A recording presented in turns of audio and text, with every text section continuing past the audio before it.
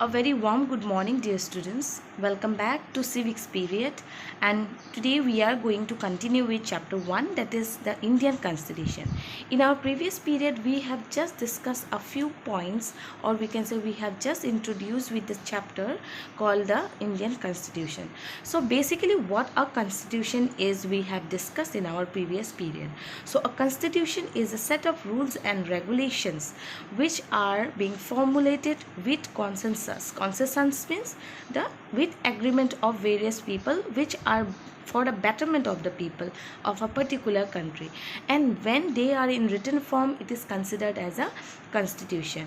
Then we have also discussed about why does a country need constitution, where we have discussed only 3 points. Those 3 points are also included or repeated in today's period. Along with that, there are some other points which are important to know why a country need constitution. So we will have a discussion on that. Okay, so let's see. The first point is that a constitution lays out certain ideals. So a particular constitution, it provides us with some principles for better living of the people. So it provides with some rules, some regulations, or some principles of living. So it provides us, or it lays down a certain ideals that form the basis of kind of a country, which form the basis of a kind of a country. What kind of country is that?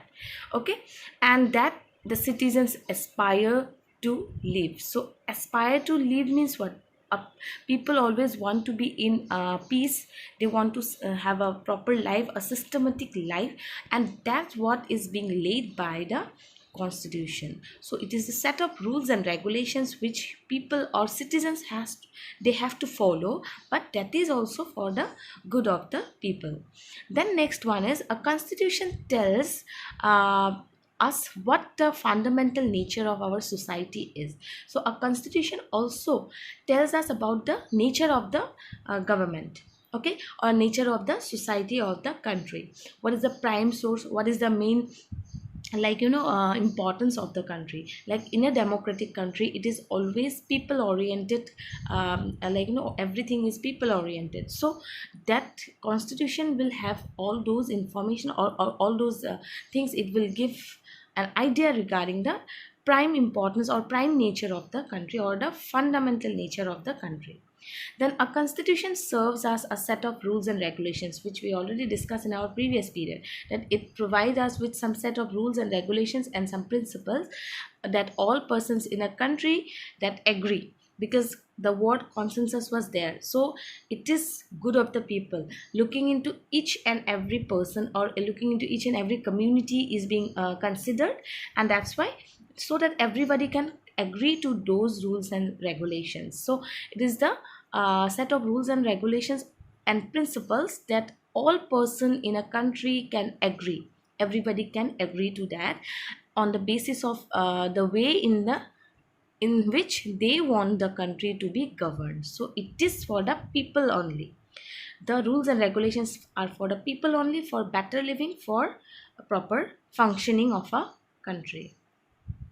Then this includes the type of government which we have discussed. If it is monarchy, if it is a democratic country, or if it is dictatorship. So these things will be confirmed from the set of rules which are included in the constitution. So basically what happened, this includes the type of government, and also an agreement on certain ideas that they all believe the country should be upheld, and also the agreement for certain ideals, for agreement of certain set of principles that will be believed the country should uphold. Every country should uphold those for the good of the people. Okay, then when Nepal was a monarchy, it reflected the final authority of the king. So when Nepal was being ruled by only king, that time the every decision or every matter was being looked after by the king.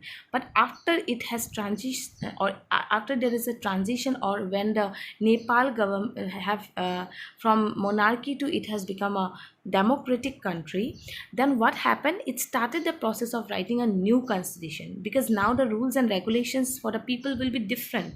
At that time when it was monarchy, it was the prime decision was made by the king, but now it is made by the government, and that government is being chosen by whom?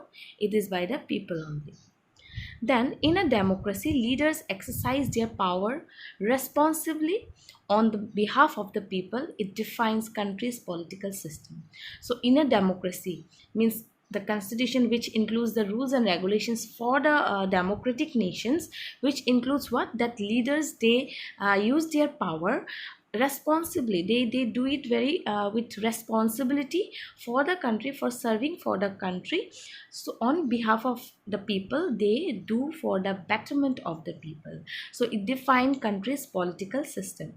Okay, then in democratic societies, the constitution, it is lays down the rules that guard against the misuse of the authority by our political leaders. So in a constitution, in a democratic constitution, what is written, that like the political leaders, though they have power, but it is there, it is written that they cannot misuse their power. They can do, or they cannot misuse their authority. They can use their authority for the purpose of the people only. So the it also lays down, the constitution also lays down certain important guidelines even for the political leaders as well, or those who make decision for the country, means the government. Okay, so constitution does not only include the rules and regulations for the citizens or the common people, it includes even for the government also. Government cannot misuse their authority, rather they have to work on the guidelines provided by the constitution. So constitution look after the rules and regulations not only for the common people, for the entire country, including the political leaders, or we can say for the government as well. There are some guidelines for the government as well. Then a constitution plays an important function in a democracy to ensure that a dominant group does not use its power against any person, group, organization. Because what a constitution gives is that it gives the fundamental rights of the people, a right to equality, right to express, and so all those things are being included in the constitution. So that's why a constitution plays a very prime role or great role or important role to function a democracy, because it ensures that no dominant group can suppress the other group. Okay, so say for example, even the political party also, which is a ruling party, they cannot dominate the people. They can work for the people betterment, but they cannot dominate. And even other group also, suppose other community, a dominant community, a major community, they cannot suppress the or minor communities. Okay, so everybody has the equal right. Then constitution prevents tyranny or domination by the majority, by a majority, by the majority to minority. So a constitution also provides some rules or guidelines which lays that no major community can dominate the minor community.